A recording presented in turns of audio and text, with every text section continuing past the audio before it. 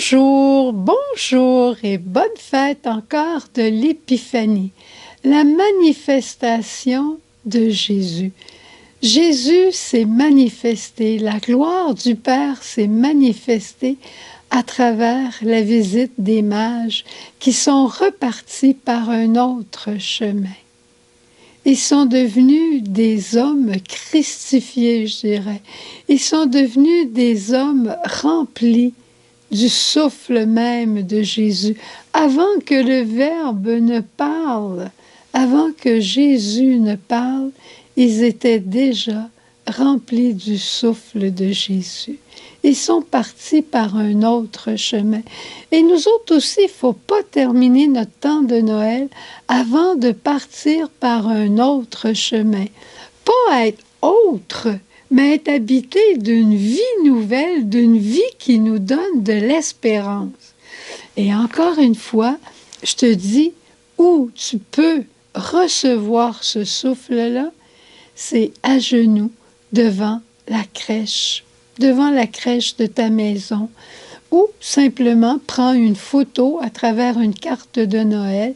L'important, c'est ton cœur qui se prosterne devant ce grand mystère et que pauvrement et humblement, tu dises au Seigneur, « Seigneur, j'espère quelque chose de nouveau, même à mes 90 ans. Seigneur, j'espère te ressembler encore plus, je le veux, je le désire, avec ton cœur d'enfant, même à 83 ans. Et Dieu va réaliser des prouesses pour toi. » Moi, je lui ai demandé la veille de Noël, je t'en parlerai plus tard, mais je lui ai demandé la veille de Noël, par l'intercession de Thérèse, et le bon Dieu m'a exaucé. Ça faisait des années que je me battais avec cette pauvreté, et pour le moment, tout va très, très bien. Comme on dit, tout va très bien, Madame la Marquise, tout va très bien. C'est une grâce, mais une grâce, c'est une présence de Dieu en moi qui m'habite et qui me dit, « Suzanne, attention ». Et c'est avec un grand respect que je prends soin de cette grâce, je dois te le dire.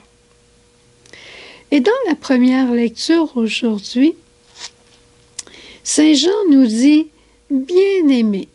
Il aurait écrit aux gens de Message Lumière, puis il aurait dit lui aussi « Mais bien-aimé ». Nous aimons Dieu parce que Dieu lui-même nous a aimés le premier. Il y a un grand secret à l'intérieur de ça. Si je suis capable de dire à Dieu « Je t'aime », c'est parce que d'abord j'ai accueilli son amour pour moi. Je ne peux pas aimer Dieu sans recevoir son amour. C'est pour ça que je t'envoie à la crèche, pour recevoir son amour et ensuite te relever, rempli de son amour, et tu pourras le glorifier par ta vie et tu pourras l'aimer à travers tes frères et tes sœurs. C'est vrai, là, c'est important ce que je te dis là. Et la lecture continue. « Car tel est l'amour de Dieu, garder ses commandements, et ses commandements ne sont pas un fardeau. » Est-ce que c'est un fardeau que d'aimer? Est-ce qu'une maman qui se lève à 3 heures du matin pour aller changer de couche son petit bébé, est-ce qu'elle trouve que c'est un fardeau? Peut-être qu'elle aimerait mieux dormir, mais est-ce que vous avez trouvé que c'était un fardeau, puis vous êtes allé en vous traînant les pieds, puis en disant « Espèce de petit bébé, pourquoi tu me déranges? » Mais non, vous êtes allé simplement parce que vous aimiez. L'amour n'est pas un fardeau. L'amour n'est pas un fardeau.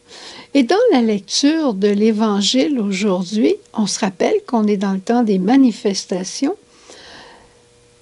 Jésus rentre à la synagogue, il prend le rouleau, il commence à faire la lecture et il dit « L'Esprit du Seigneur est sur moi, il m'a consacré par l'onction ». Puis là, il continue de lire tout ce qu'Isaïe a dit. Jusque-là, il n'y a pas de problème. C'est quand il dit « Aujourd'hui s'accomplit ce passage de l'Écriture ». Ben là, les gens disent « Mais pour qui il se prend? » Toi et moi, on a reçu cette onction. On a reçu ce même Esprit Saint qui est descendu sur Jésus. On a reçu ce même Esprit Saint à notre baptême, à notre confirmation et chaque fois qu'on prie l'Esprit Saint.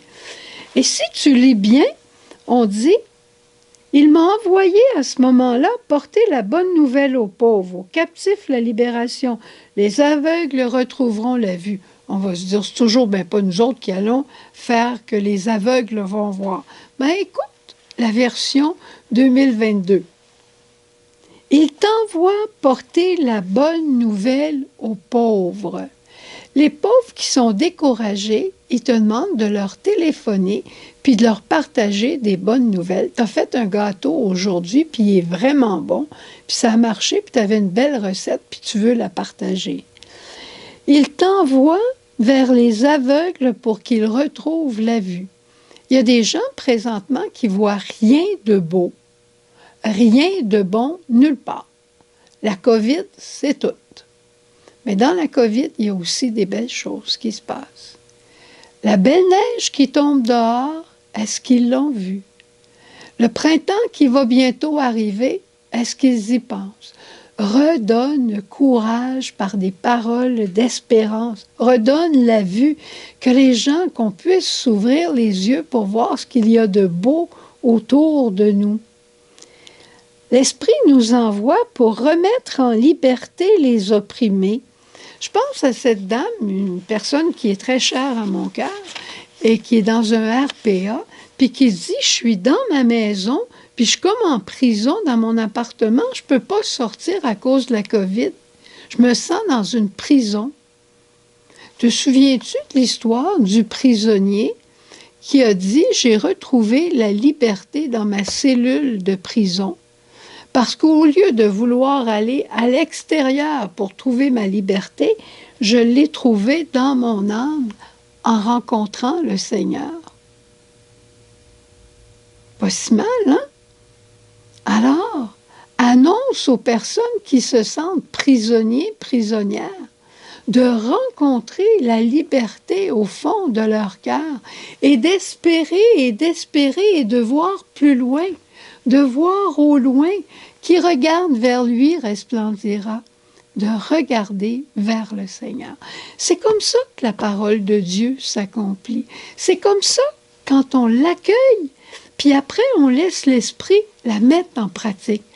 L'Esprit n'est pas pris de COVID, l'Esprit n'est pas interné, l'Esprit Saint, il n'est pas en isolement, il veut se donner et se répandre par toi qui l'as déjà reçu.